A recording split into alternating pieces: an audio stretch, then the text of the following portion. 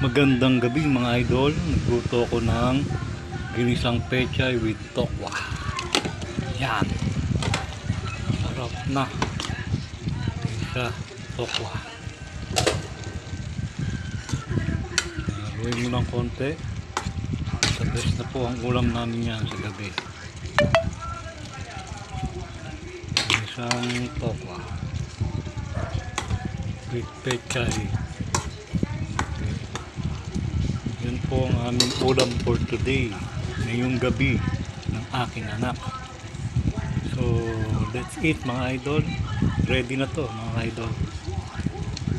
Konting kulo na lang po, okay na po siya. Masarap na, masustansya pa. Ginisang pechay with tokwa, the best na ulam mga idol. Tara, kain tayo mga idol. Salamat pag-view mga idol. Magandang gabi. Kain po.